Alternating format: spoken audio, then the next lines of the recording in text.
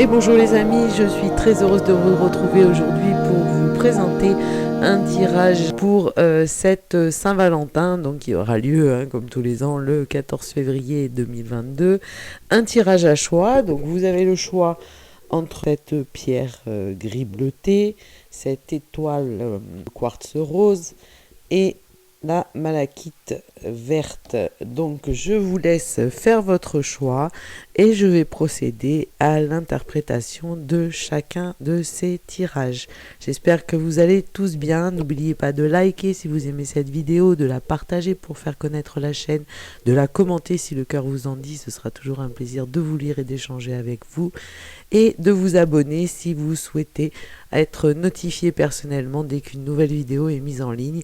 Je vous remercie et nous allons procéder au tirage. Donc pour le choix numéro 1, alors je vais ranger le choix numéro 2 et le choix numéro 3 que nous traiterons après. Pour le choix numéro 1, donc ceux qui ont choisi cette pierre gris bleuté, nous avons le conseil avec l'oracle des amoureux que nous verrons à la fin. Nous avons l'ambiance de votre relation et nous allons voir ce que nous disent les cartes du tarot de la forêt enchantée. Pour l'ambiance générale de votre relation, alors je précise aussi pour ceux qui sont célibataires, peut-être qu'au fil de ce tirage, nous découvrirons une émotion ou une rencontre possible aussi. Donc ça n'exclut pas les gens qui sont célibataires, ça peut parler d'une relation future qui va arriver, qui va se produire dans quelques mois. Vous savez que les cartes ne sont pas toujours très fixes dans leur datation.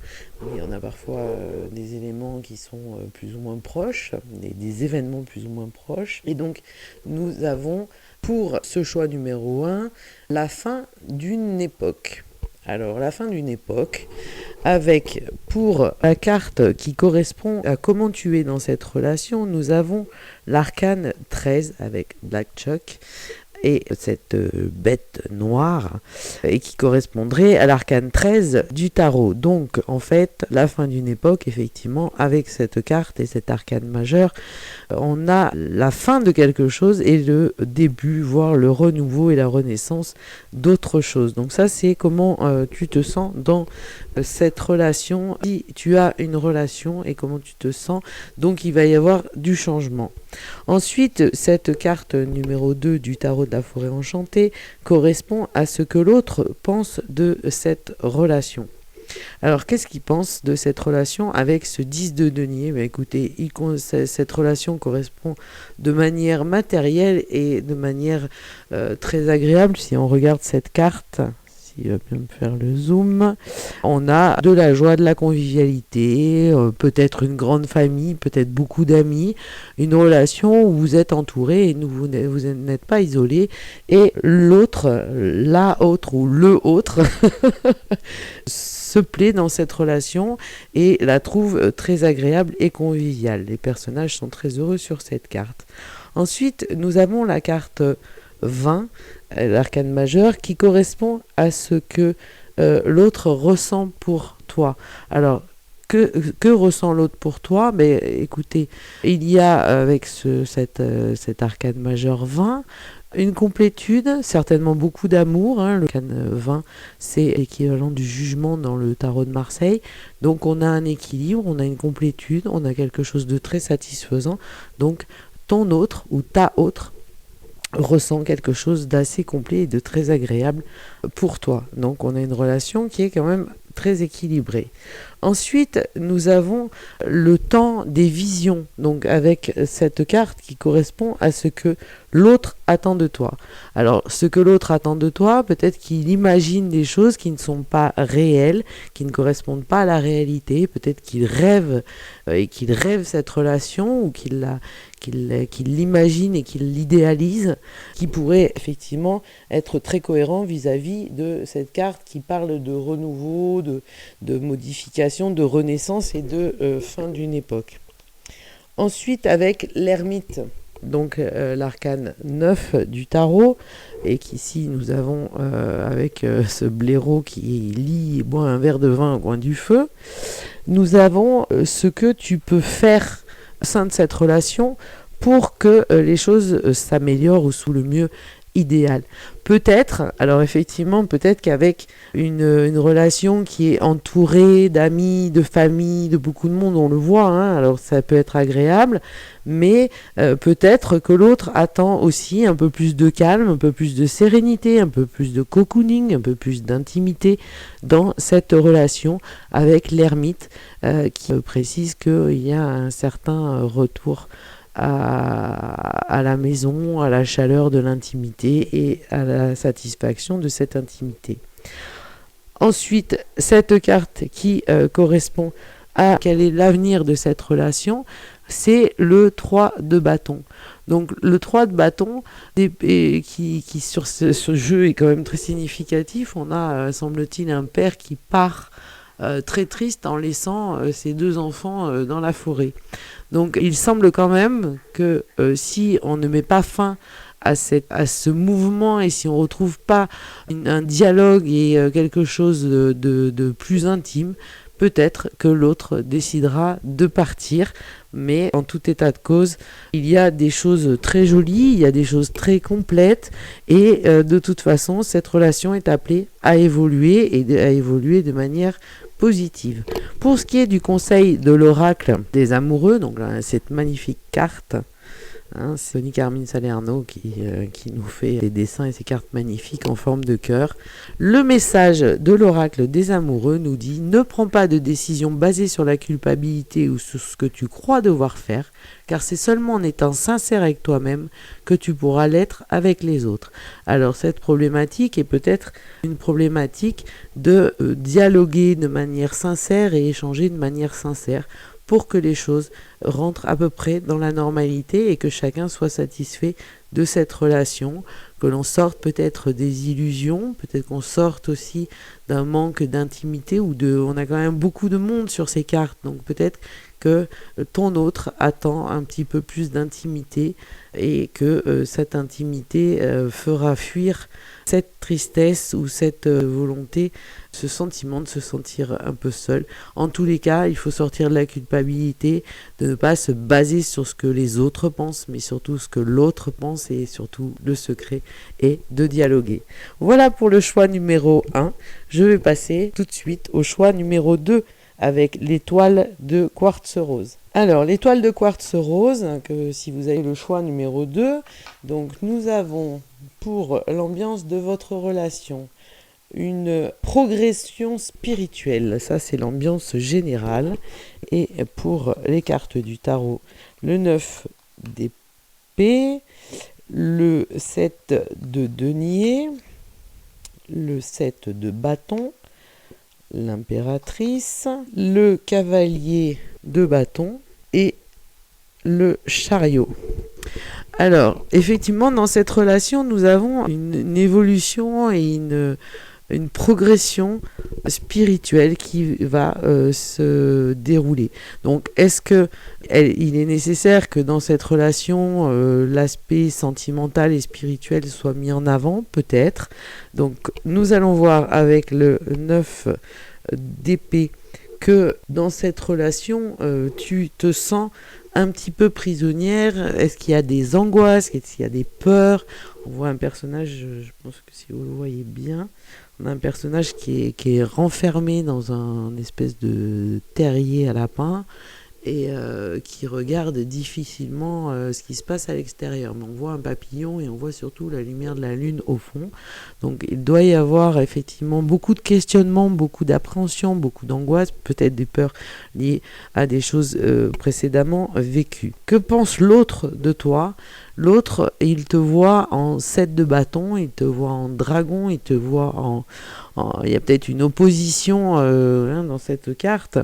Bon, quelqu'un de très fort et puissant, hein, qui a le feu en lui, quelque chose de... Les nains, et là, ils sont un petit peu sur la défensive, avec quelqu'un qui est puissant et qui a une certaine personnalité ou une certaine aura. ce que l'autre ressent pour toi, nous avons le 7 de denier.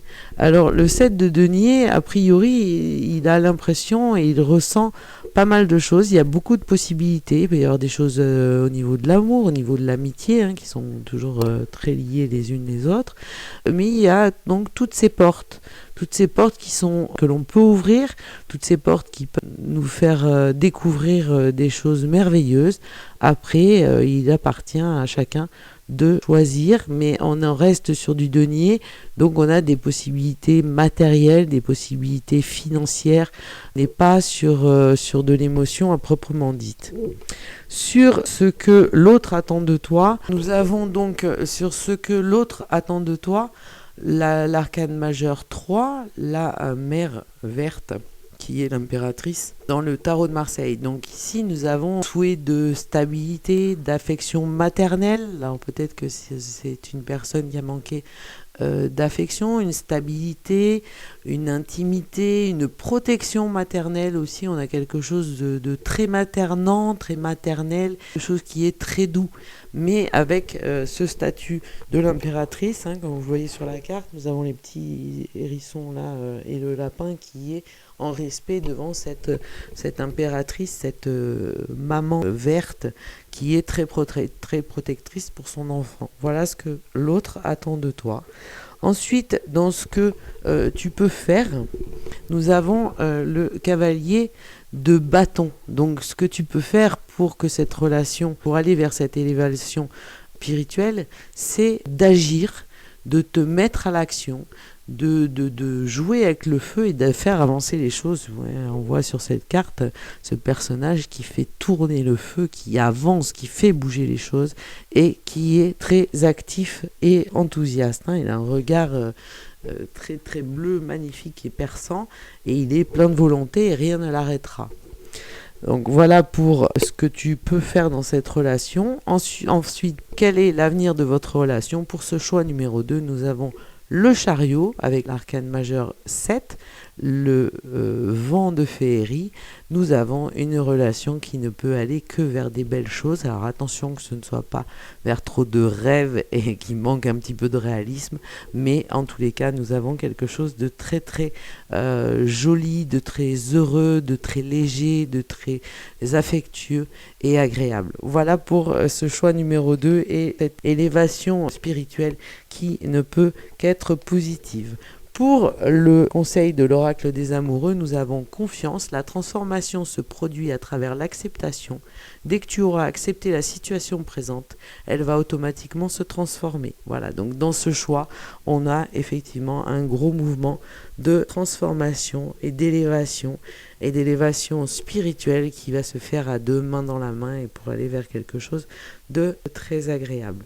Voilà pour le choix numéro 2 et je vais terminer avec le choix numéro 3.